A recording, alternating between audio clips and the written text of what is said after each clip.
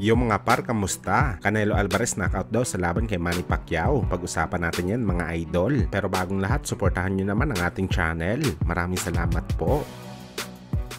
So mga par, matapos nga po pinag-usapan dati ang potensyal na bakbakan sana sa pagitan ng ating pambansang kamao Manny Pacquiao kontra sa Mexican superstar na si Saul Canelo Alvarez. Para sana paglabanan dati ang WBC World Title sa junior middleweight na hawak naman ni Canelo, na minsan na rin mga idol pinagkampiyonan ni Pacman ang titulo sa laban nito kontra kay Antonio Margarito, kung saan mga idol sa tanong ng kilalang site ng boxing habits sa kanilang social media kung sakaling hindi daw tinanggihan ni Pacman ang laban kay Saul Canelo sa WBC title at nangyari daw talaga ang bakbakan. Sino ba daw ang mananalo? Guess what mga idol? Karamihan sa mga boxing fans, mas pabor kay Manny Pacquiao na mananalo sa laban sa parehong decision at via knockout pa. Meron naman nagsasabi na tulog din ang abutin ng Pinoy sa Meksikano. Pero halos 98% sa nagbigay ng komento mga idol, naniniwala na si Pacman talagang uuwing tagumpay sa bakbakan. Well, para naman sa atin mga idol, posible talaga si Pacman ang manalo dahil sa mga time na matunog ang potensyal na sagupaan ni Canelo at Pacman. Ito yung time na tinalo ng Pinoy legend, ang most feared boxer sa 154 pounds na si Antonio Margarito. Kung itong Pacquiao ang nakalaban ni Canelo, malamang mga idol wawasakin din ni Pacman ang mukha ni Canelo kung ano man dati ang ginawa nito kay Margarito. Masyado mabilis kasi talaga mga idol si Boss Manny sa mga oras na to, at hindi tayo worried sa lakas ni Canelo sa bakbakan. Kinayangan ng Pinoy na tanggapin ang lakas ni Margarito, na kilala na halimaw na power puncher sa division si Canelo pa kaya. Bagamat kahit sinasabi natin mga idol na malaki ang chance ni Pacquiao na manalo kontra sa Mexican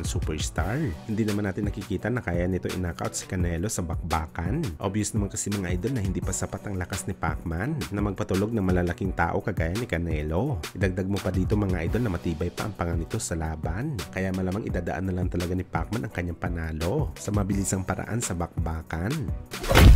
Sa kabilang banda naman mga idol, matapos nga po kinumpirman ni Lulubab Arom na contract sign na ang bakbakan ng dalawang lightweight prospect sa pagitan ni Shakur Stevenson kontra sa alaga ni Errol Spence na si Frank Martin. Nagaganapin daw sa November nitong taong kasalukuyan. Bagamat ang lahat ng report na to mga idol walang bisa na dahil sa kakapasok na balita umayaw na po ang kampo ni Frank Martin na ituloy ang laban kay Shakur Stevenson. Sa ngayon wala pang balita kung ano ang kanilang dahilan bakit ayaw pa nila lumaban. Bagamat kung si Shakur Stevenson ang tatanungin mga idol, ugaling bibi daw si Martin. Literal daw ito na natakot sa kanya. Napag-isip-isip daw kasi nito mga idol, nalugi at wala siyang laban sa 2 Division World Champion. Kaya minabuti na lang daw ni Frank Martin na umayaw at alagaan muna ang kanyang malinis na kartada sa bakbakan. Sa ngayon mga idol, binansagan na si Shakur Stevenson na most dark fighter sa boxing sports ngayon dahil marami na malalaking pangalan ang umayaw sa kanya sa bakbakan. Una na nga dito mga idol si Isaac Pitbull Cruz, Tank Davis, Vasily Lomachenko, Devin Haney, at ngayon dumagdag pa sa listahan nito si Frank Martin. Okay sana mga idol kung Class B fighter ang ayaw labanan si Shakur. Lahat kasi sa kanila top boxer sa 135